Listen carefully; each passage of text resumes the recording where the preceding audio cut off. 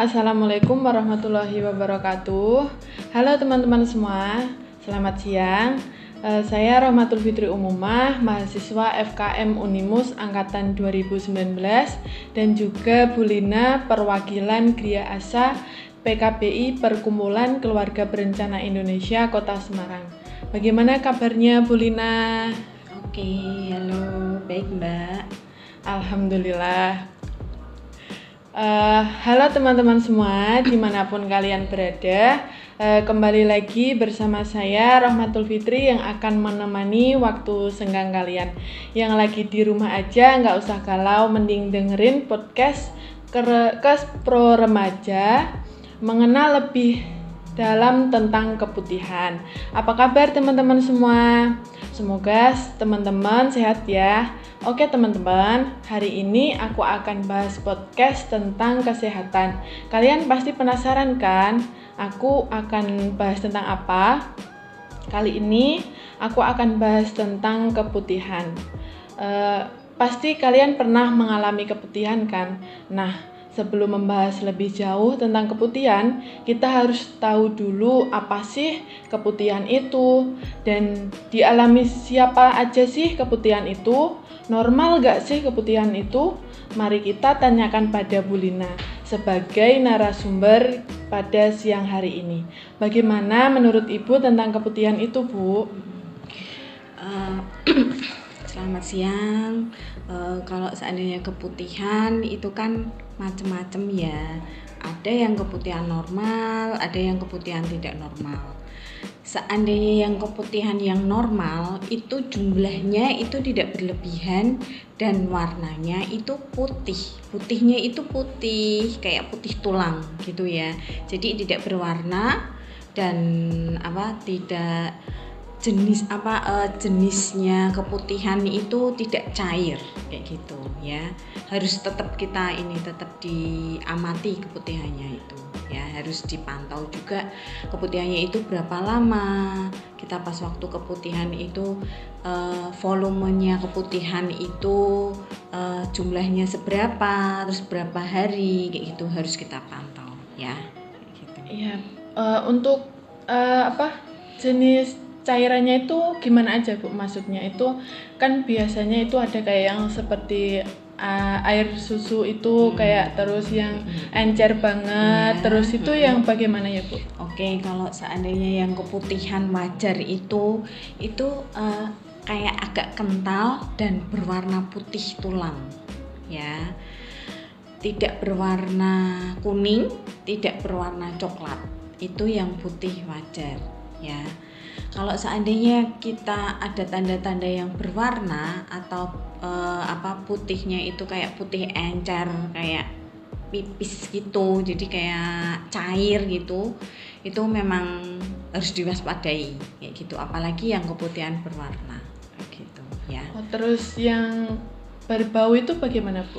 Nah, kalau seandainya berbau itu pun juga kita pantau keputihan berbaunya itu berwarna apa enggak.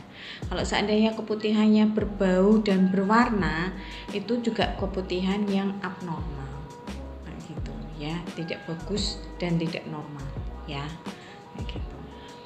Baik, terus biasanya itu ada tanda yang menjadikan keputihan itu sebagai tanda yang bahaya. Bagaimana sih ciri-cirinya itu Bu? Gitu ya.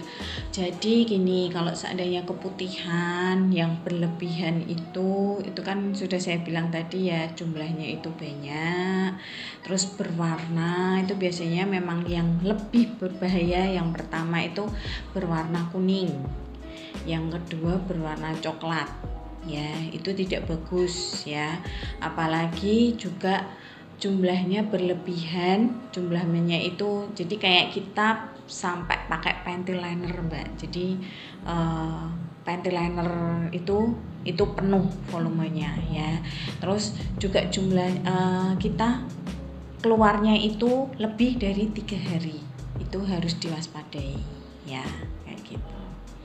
Untuk keputihan sendiri itu bisa kayak di remaja atau maksudnya itu wanita kayak menopause atau gimana itu Bu?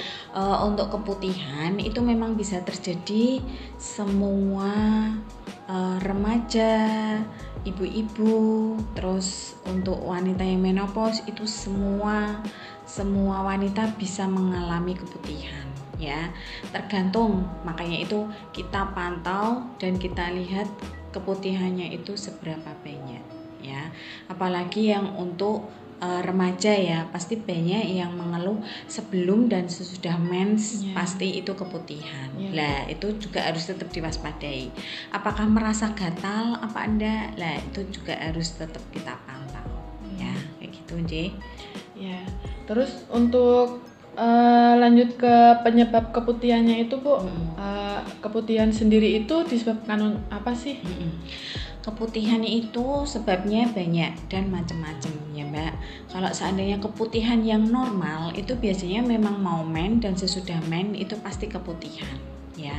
Kalau tidak sebelum, seandainya gini, kita pas waktu 1 bulan pasti kita kan mens kayak gitu. Kita mens itu biasanya teratur apa enggak kayak gitu. Kalau seandainya kita mensnya teratur, pasti sebelum dan sesudah mens itu pasti kita keputihan, itu wajar. Tapi kalau seandainya kita mensnya tidak teratur, itu biasanya kita memang keputihannya itu kayak loncat-loncat. Jadi ini sekarang kita keputihan, terus nanti pas mau men juga keputihan, habis men keputihan. Lah itu juga harus kita pantau. Itu semua bisa terjadi pas waktu kita capek, stres, terus ada pikiran ya, banyak tugas, terus pemakaian celana terlalu lama ya, terlalu lama nggak ganti-ganti ya, gitu ya Bu? Apalagi anak-anak kos ya. Nggak ding ya. Jadi gini, celana yang terlalu ketat, apalagi kita kan juga harus mencari celana itu yang bahannya kaos Mbak gitu. Jadinya jadi harus ada ciri-ciri sendiri untuk celana dalam kita sendiri. Nah, jadi pintar-pintarnya milih. Ya, jadi harus bahannya kaos. Apalagi juga kayak kita kan kadang kita pergi, kita kuliah kayak gitu, itu kan pakai celana jeans kayak gitu, itu kan juga mengakibatkan banyak keputihan. Apalagi yang lebih dari 5 jam, pasti keputihannya pasti berlebihan. Ya, apalagi juga karena iritasi pembalut itu juga bisa terjadi. Ya tapi terkadang kayak saya sendiri tuh mengalami ya Bu ya. Gitu. Terus kayak sampai celana dalamnya itu mohon maaf sampai kadang kayak basah kayak gitu Bu, terus nggak nyaman ya, terus gimana lah kayak gitu mending gini aja. Jadi untuk mengurangi keputihan kalau bisa jangan pakai dan cebok dengan kayak seperti betadine, laktasid, terus kayak cuci-cuci vagina kayak gitu, itu tidak boleh ya. Berarti kayak sabun sirih kayak gitu Bu? Itu jangan, itu malah justru mengakibatkan keputihannya tambah banyak Mbak. Kayak gitu. Berarti berpengaruh ya Bu ya? Ya, tapi banyak banget kayak buat pengharum kayak biar harum, kayak biar keset apa gitu. Gimana. Padahal itu malah justru tidak diperbolehkan sama tenaga medis. Itu malah justru mengakibatkan keputihannya tambah banyak. Ya, jangan ya Mbak, besok lagi ya. Tujuannya sih bagus ya, maksudnya kan biar wangi Bu kayak gitu, tapi tidak boleh ya, soalnya itu kan bahan dan zat kimianya itu banyak. Ya, tapi jadi untuk tidak boleh. Misal kita telat ganti kayak celana dalam kayak gitu, kayak kita memakai panty liner juga itu kayak ada efek sampingnya nggak Bu? Nah, untuk pemakaian panty liner itu juga jangan terlalu sering dan jangan setiap hari ya. Kalau seandainya pakai panty liner, ini aja kalau seandainya pas keputihannya banyak-banyaknya banget ya.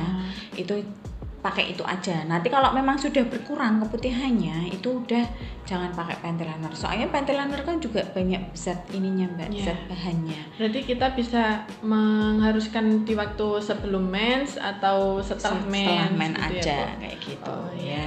Di luar itu janganlah kalau memang tidak ada keluhan. Tapi kalau sampai gatal-gatal itu normal atau kalau apalagi sampai gatal itu memang harus periksa ya.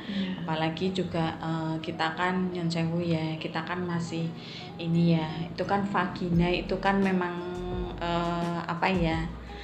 benda sensitif ya Mbak ya, jadinya harus tetap kita waspadai.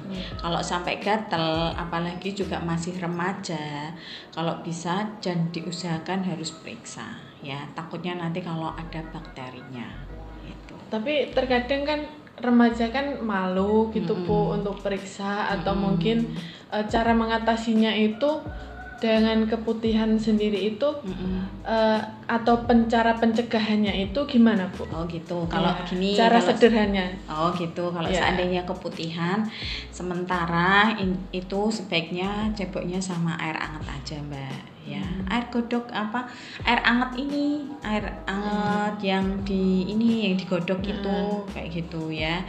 Itu cebok sama air hangat. Itu setiap kali ke belakang cebok aja sama air hangat kayak gitu ya. Insya Allah pasti ini bakterinya kan bisa hilang sendiri ya.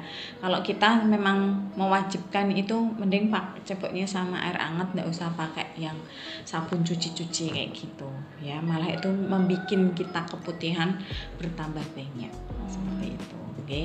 Jadi murah meriah kan itu, pakai air hangat tinggal kita godok ya, terus dicebok kayak gitu setiap pipis, setiap ke belakang, terus pas kita mandi gitu cebok aja pakai air hangat ya.